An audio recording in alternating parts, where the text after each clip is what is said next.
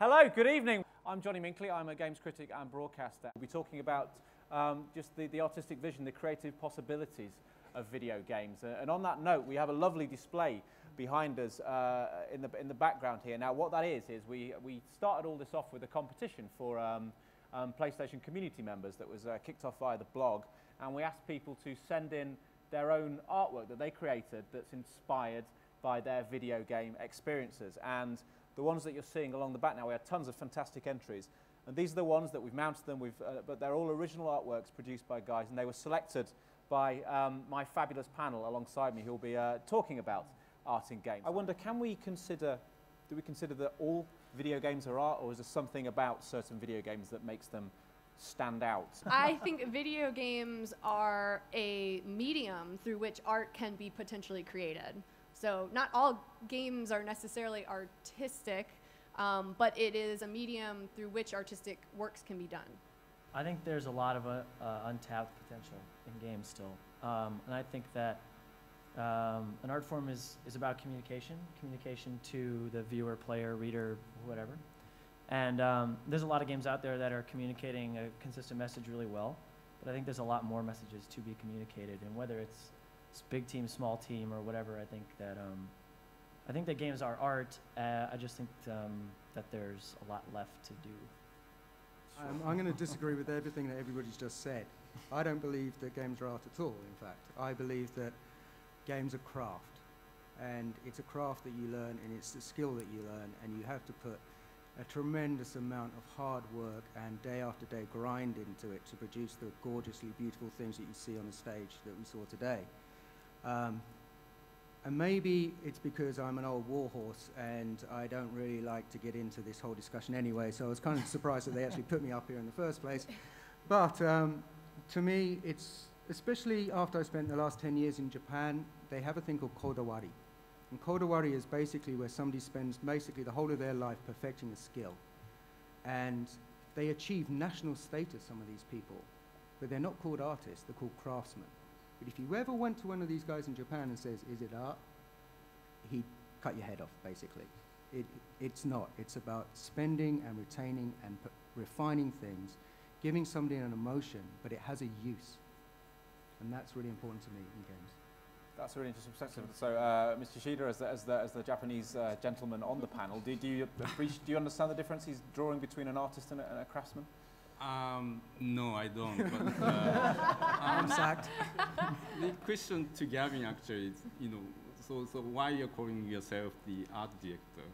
I don't call myself my art director. It's human resources call me art director. I have to, under the company rules, say that I'm an art director. Yeah. So we should start calling you craftsman? Yes, that would be great. My head's spinning a bit trying to take in everyone's point of view, because I think they're valid, and I think of myself as a craftsman as well, but in the end, your craft is for an end. I think I was very inspired actually by Criterion over the road from our studio, who someone described it to me that they make these beautiful pop culture, they're a perfect Coke can of lovely consoleness. And when we started our studio to work on PlayStation, I wanted a personal message.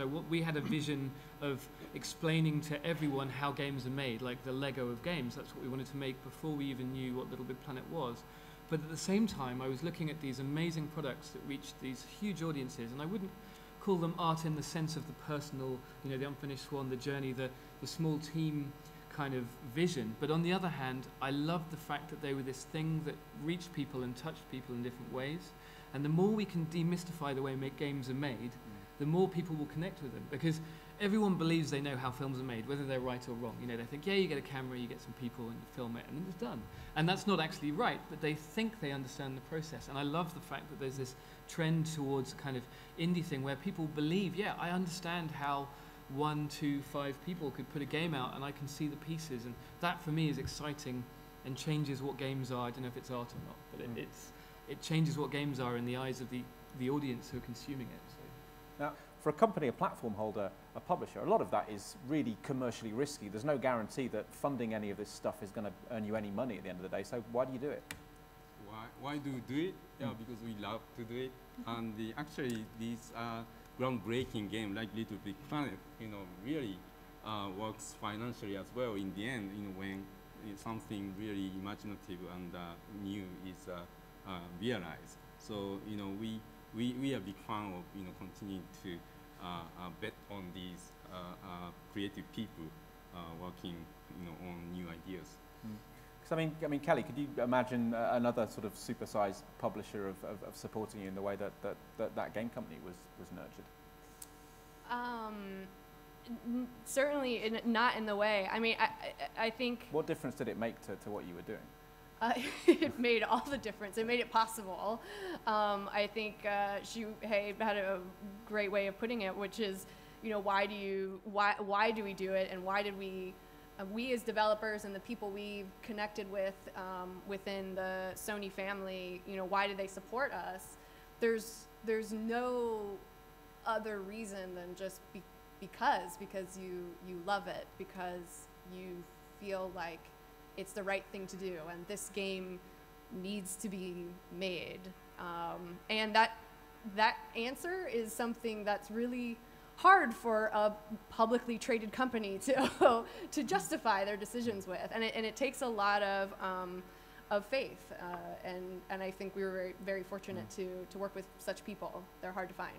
It's interesting that, with us, it's not at all like the developer-publisher relationships that I've heard about, where publishers will say, like, oh, this contract that we signed 2 years ago when the game was completely different said you were going to have 2 vehicles in your game.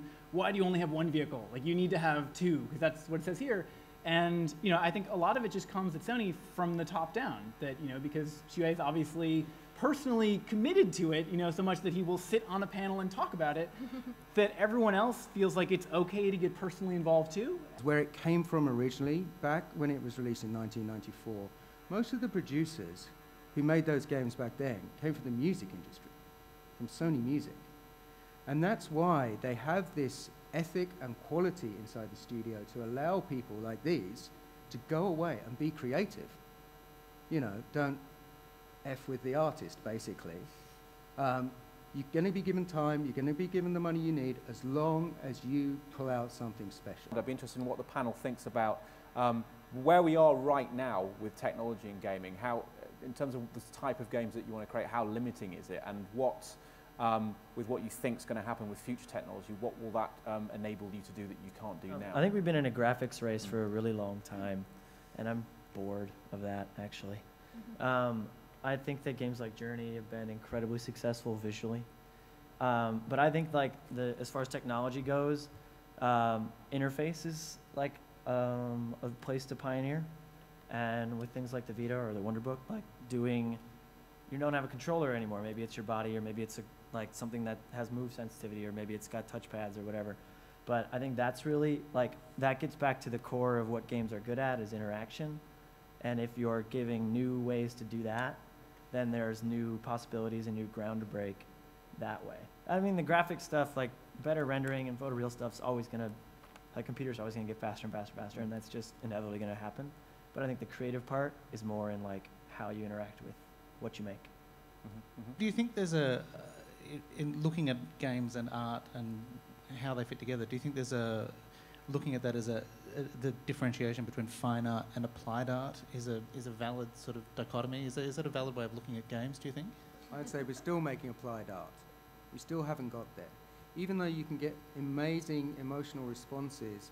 But some people are. I'm going to disagree. Yeah, some people are. I was going to lean that way, actually. Okay. When do you think we will, Gavin? If we're not now, when do you think we might? I think we will exactly when we start growing up a little bit more, and we stop chasing that technology bubble to a certain extent, and we start thinking more along the lines of the emotions of our users and what we want to say physically as human beings out there. If you look at a lot of filmmakers, for instance, and a lot of them wouldn't say they're even artists at all, but they're trying to make personal statements or political statements or religious statements, and we're not really doing that yet. What's important about, to me, the conversation of games are art is that we recognize that games make us feel things in general, and as players we can talk about how we respond to games, but especially as game makers, we're having conversations about how what we do in our games is affecting our players, and talking about it and taking responsibility for it and evolving through that process.